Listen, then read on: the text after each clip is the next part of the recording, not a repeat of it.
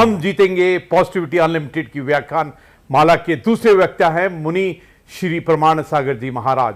मुनि श्री प्रमाण सागर जी महाराज दिगंबर जैन मुनि हैं और मुनि श्री विद्यासागर जी महाराज के सुयोग्य शिष्य हैं। आपने जैन धर्म की पारंपरिक डिफिकल्टीज को सहज भाषा में परिभाषित कर इसे जीवन के व्यवहारिक बनाया है। आपके उपदेशों और प्रयासों के माध्यम से समाज के गुणात्मक परिवर्तन की प्रक्रिया शुरू हो गई है। मुनि प्रमाण सागर जी हिंदी, संस्कृत, प्राकृत और अंग्रेजी भाषाओं के एक प्रसिद्ध विद्वान हैं। आपने जैन धर्म और जैन दर्शन पर कई ग्रंथों की रचना की है। आपसे प्रार्थना है कि हम सभी जीतेंगे पॉजिटिविटी अनलिमिटेड व्याख्यान श्रृंखला के तहत आपका प्रवचन देने की कृपा करें।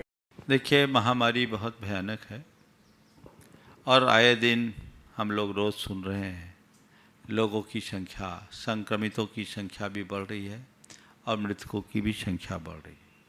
अस्पताल भरे पड़े हैं, लोगों को जगह नहीं मिल रही।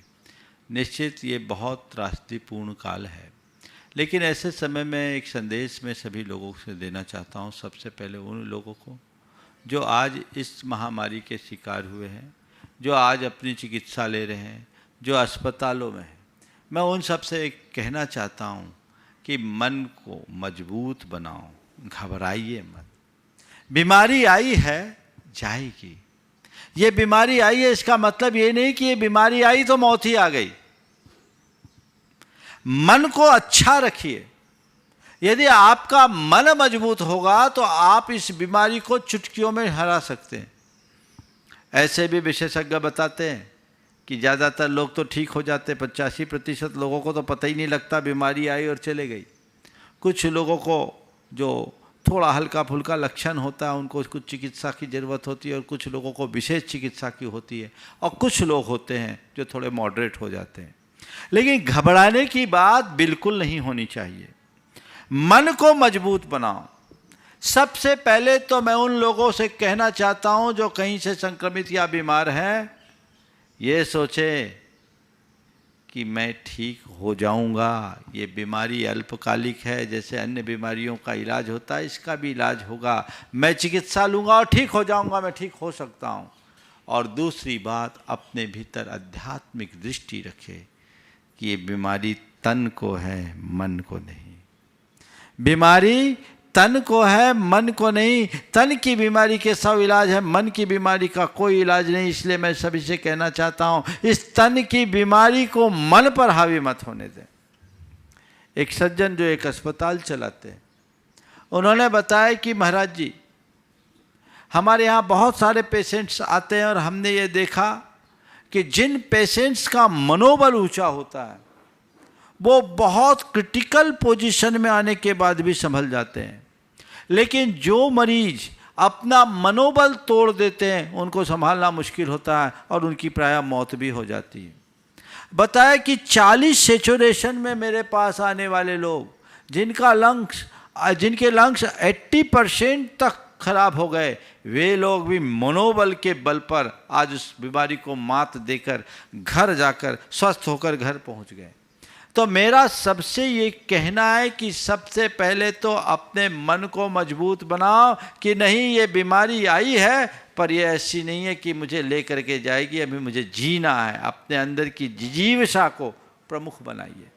दूसरी बात, अपने अंदर आध्यात्मिक दृष्टि रखिए कि ये शरीर में बीमारी है, शरीर का जन्म होता है, शरीर का मरण होता है। अगर बीमारी आई है तो शरीर में आई है और इस बीमारी के प्रभाव से अगर विनाश भी होगा तो शरीर का विनाश होगा। मेरा न जन्म हुआ है, न मेरी कभी मृत्यु होगी, न मुझे कभी रोग होगा, न मेरा कभी अंत होगा। इसलिए मैं किस बात से डरूं? न मैं मृत्यु हो कुतो भीति। जब मैं मृत्यु रूप हूँ ही नहीं तो डर किसका? मन को मजबूत बनाइए, इससे बिल्कुल मत घबराइए। बीमारी आई है, जाएगी। और एक बात गांठ में बांध के रखिए कि जब तक मेरी आयु है मुझे कोई हिला नहीं सकता और आयु पूरी हो जाने के बाद कोई जिला नहीं सकता। तुम्हारी आयु पूरी होगी तब तुम्हें कोई नहीं रोक सकता। और एक बात ध्यान रखना, जाने का नंबर हो तो स्वस्थ आदमी भी चला जाता है, और अगर किसी की आयु है तो महीनों वेंटिलेटर पर रहने वाले लोग भी वापस से अपना जीवन प्राप्त कर लेते हैं। इसलिए निर्विकल्प रहिए। हमारे यहाँ तो एक कहा जाता है, राजा राणा छत्रपति हाथ इनके असवार, मरना सबको एक दिन अपनी अपनी बार। तो एक दिन तो सबको मरना है, लेकिन जब मेरी बारी आएगी तब मरेंगे, अभी मेरी बारी थोड़ी है। तैयारी है, आएगी तो स्वागत है, लेकिन घबराना नहीं। मृत्यु का स्वागत उमंग और उल्लास के साथ करना, भय और उद्वेग के साथ नहीं। इससे घबराना बिल्कुल नहीं चाहिए। आप अपने मन के इस भय को हटा दीजिए। लोग अस्पतालों में रहते हैं, आजू बाजू में एक दूसरे लोगों को देखते हैं, लोग अगर चले जाते हैं तो मन में घबराहट होता है, कहीं मेरा नंबर ना आ जाए, मेरा नंबर ना आ जाए। तो अमर हो क्या है, हो क्या? नंबर तो एक दिन सबका आना है। हमारे पुरखे गए, हमको भी जाना है। जगह खाली करेंगे तब तो दूसरे आएंगे। बोलो, अगर हमारे पुरखे नहीं गए होते तो हमें जगह मिलती।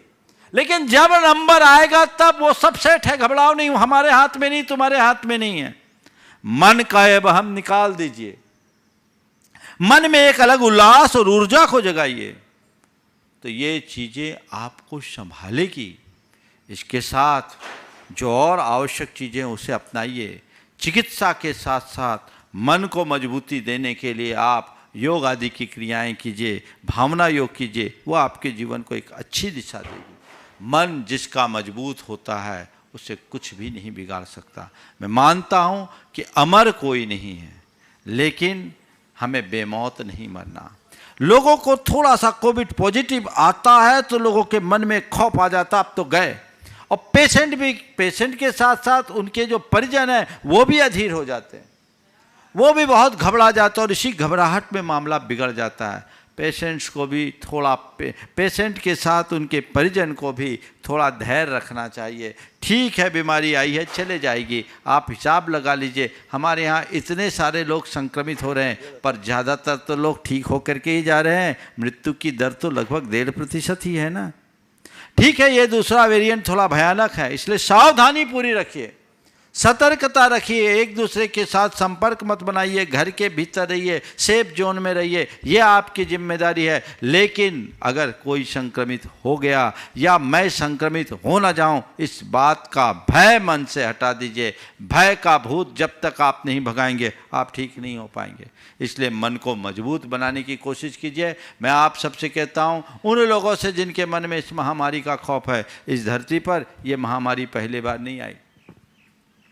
पिछले अनेक शताब्दियों का इतिहास हमारे सामने है। हर 100 वर्ष में एक एक महामारी आई, करोड़ों लोग उसमें मरे। लेकिन महामारी आई, करोड़ों लोग मरे, पर मानवता आज भी जिंदा है। हमें घबराने की बात नहीं है। यह महामारी है, लेकिन जब तक मानवता जिंदा है हमें कोई कठिनाई नहीं होगी। हम फिर उठ करके खड़े हो जाएंगे और जो थोड़ा बहुत आज प्रकृति के प्रकोप को झेलना पड़ रहा है वह सब सुधर जाएगा। हमें संभलने की ज़रूरत है, एक दूसरे का साथ देने की ज़रूरत है। ऐसे समय में लोगों को मानवतावादी दृष्टिकोण रखना है और अपनी मानवीय भावनाओं का परिचय देना है। कोई पीड़ित है तो उसके लिए ढाल बन करके खड़े होने की ज़रूरत है। और जैन समाज के लोगों के लिए मैं विशेष कहूँगा, हमारी संस्कृति तो दान धर्म की संस्कृति रही है। हमारे पुरखों ने जब भी कभी कोई ऐसी विपत्ति आई है, जी खोल करके दान धर्म किया है और लोगों की रक्षा में आगे आया है। हमें उसी परंपरा को आगे बढ़ाना है और इस त्रासदी को एक वैश्विक आपदा मानकर जिसको जो संभव है अपना सहयोग देने के लिए हाथ आगे बढ़ाना चाहिए और एक अच्छा उदाहरण प्रस्तुत करना चाहिए। क्योंकि आज के समय में इस मानवता पर आए संकट को दूर करना हर किसी का कर्तव्य है। जो इस कर्तव्य के प्रति दिल होंगे वो ठीक हो जाएंगे और उनके साथ कुछ भी नहीं होगा। इसलिए हमें एक कोशिश करनी है, हम स्वस्थ रहें, औरों को भी स्वस्थ रखने की कोशिश करें। बार बार जो अस्वस्थता का अनुभव होता है वे एक वाक्य दोहराएं, स्वस्थ हो हम, स्वस्थ हो हम, स्वस्थ हो हम। मैं स्वस्थ हूँ, मैं स्वस्थ हूँ, मैं स्वस्थ हूँ और मैं आत्मा हूँ, शुद्ध आत्मा हूँ। शुद्ध हो हम, शुद्ध हो हम, शुद्ध हो हम की धुन अपने अंदर रखे। यह आपके मन को मजबूती देगा और आप इस बीमारी को हराकर बाहर लौट सकेंगे।